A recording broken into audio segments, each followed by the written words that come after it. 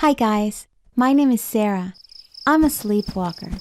If you don't know much about sleepwalking, you will after hearing my story. Anyone can be a sleepwalker, but it's most common among children and teens. We found out that I was a sleepwalker when I was 8 years old. One night, I walked into my parents' room and woke up my mom by shaking her. Just as she was trying to figure out what was happening, I slapped her really hard.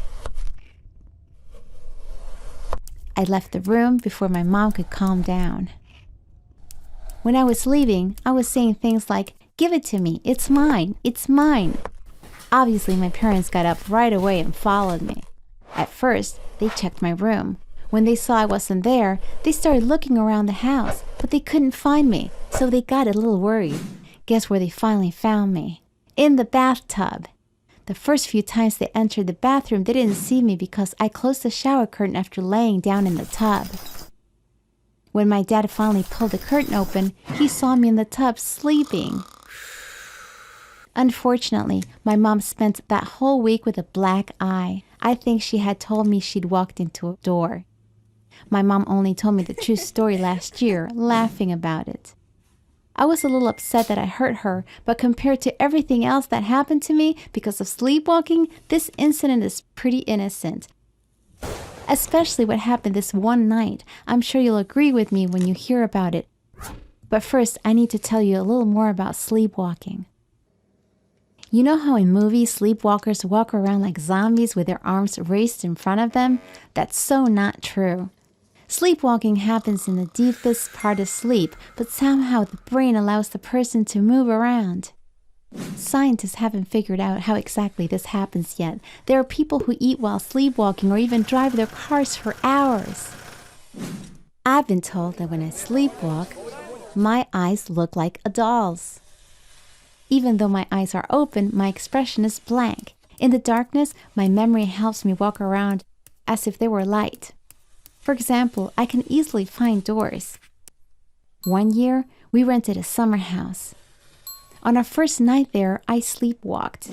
At home, the door in my room is to the left of my bed, but in the summer house, it was on the right. I didn't know the house well yet, so I went to the left. My parents woke up to the sound of scratching coming from my room and ran over there. I was scratching the wall trying to find the door, and my nails were making a loud noise. Doctors usually refer to sleepwalking as a behavioral disorder rather than an illness. They still don't know what causes it, but they're almost sure that it's genetic.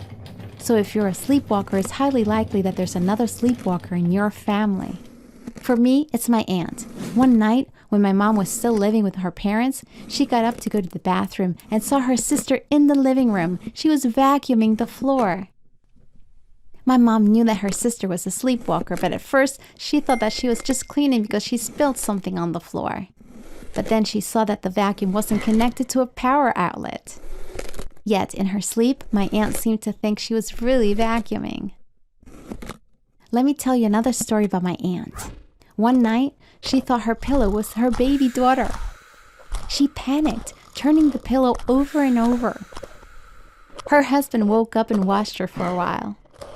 He asked, "Honey, what are you doing?" She cried, "Where is her head? Help me. I can't find her head." Another thing I want to tell you about is waking up sleepwalkers. A lot of people think that if you wake up a sleepwalker, they'll go into a shock and die. Yes, people actually believe this.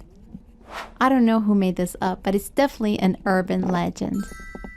As someone who has been researching sleepwalkers for a long time, I haven't heard of a single person dying because they were woken up. However, it is true that if you wake up a sleepwalker, they will get confused and might even become aggressive. That's why it's not recommended to do that. Instead, it's best to carefully lead them to their bed and help them slowly lay down. My parents know this, so they never wake me. But I did wake myself up once. Let me tell you about that real quick. My mom has been making yogurt at home for years. One night, I started sleepwalking and went straight to the kitchen. I took the pot with the yogurt from the counter and put it on the floor. Then I opened the lid and stepped inside. I have no idea why I did this. That's the only good thing about being a sleepwalker. Nobody judges you for what you do because you do it unconsciously. That night, after I was done with whatever I was doing with the yogurt, I decided to go back to bed. But since my feet were covered in yogurt, I slipped and fell. And that's when I woke up. When I opened my eyes in pain, I saw the pot with the yogurt right next to me. Thankfully, I didn't hit my head. My feet felt wet, so I touched them and realized I had yogurt up to my ankles. My shock lasted a good 15 to 20 seconds. But I'm still alive and well, as you can see, even though I woke up with a big shock. I think now you have a pretty good understanding of sleepwalking. Finally, I can tell you about the most dangerous and silliest and the funniest story that happened to me because of sleepwalking. Let me start by saying that all I have in my room right now are 2 beds. One for me and one for my mom. Because she now sleeps in my room. We had to remove everything else and added a special lock to the window. We also lock the door before I go to sleep, and my mom keeps the key. Why do you think my parents had to take such drastic measures? Why did they become so alarmed recently, even though I've been a sleepwalker for years? You'll understand when I tell you about what happened 2.5 months ago. I forgot to mention one thing. Sleepwalkers don't sleepwalk every night. There are some findings about what triggers sleepwalking, but it varies depending on the person. My reason for sleepwalking is usually stress. For example, if we move to a new apartment, or if my parents had a fight, or if I have an important exam the next day, I definitely sleepwalk. The story I'm about to tell you happened on a much more stressful day. My dad was unfairly fired from the company where he'd been working for 13 years. For the first time ever, I saw him crying. He was having trouble accepting what had happened.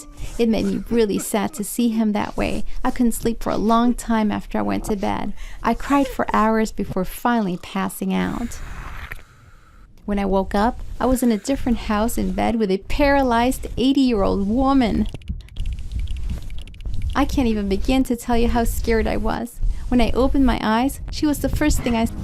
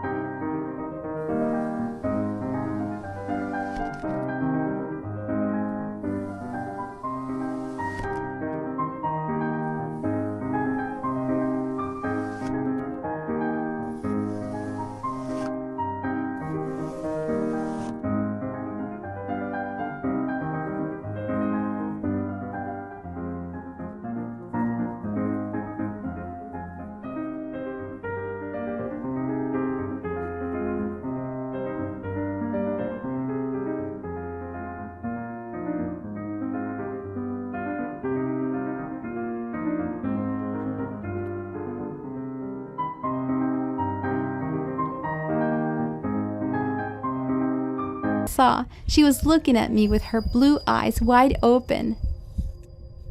She couldn't react because she wasn't able to speak or move, but I could tell she was as scared as I was. The next day, my dad and I put on our detective hats and figured out exactly what happened the night before. It turns out that I got into bed with the woman, Mrs. Roberts, in 3 steps. Step 1, fly through the window. We figured out that I got out of bed at around 4:30 a.m. My parents say that my door was closed in the morning. That means I didn't walk around at home. When I sleepwalk, I open doors and I never close them. So I must have gone straight for the window. Whatever I was dreaming of led me to open the window and step on the windowsill. and I just kind of let myself fly down from the third floor. I fell onto the awning below and then flew onto the patio umbrella of a pizza place as if I were jumping on a trampoline. I must have woken up by then because I remember hitting the umbrella quite well. I tend to confuse dream and reality in this state, so I thought it was a dream. I think it was pretty natural for me to think so, since what was happening was quite extraordinary. Parts of these falls were caught by the security cameras of nearby stores, and the footage is just like a Hollywood movie. I'm laughing about it now, but my parents couldn't recover for days after watching me fall. Now, step 2, running like crazy. Apparently, there was a refugee staying at the pizza shop at night. He ran out as he heard the noise. And he saw me, a girl who had just done a soft landing thanks to the awning and the umbrella, and who was sleeping like a baby on the sidewalk. He checked my pulse to see if I was alive. At that moment, I opened my eyes. Before he could realize what was happening, I started running, and he started running after me. He was screaming, "I'm just trying to help you." He was probably worried about getting in trouble because he was in the country illegally.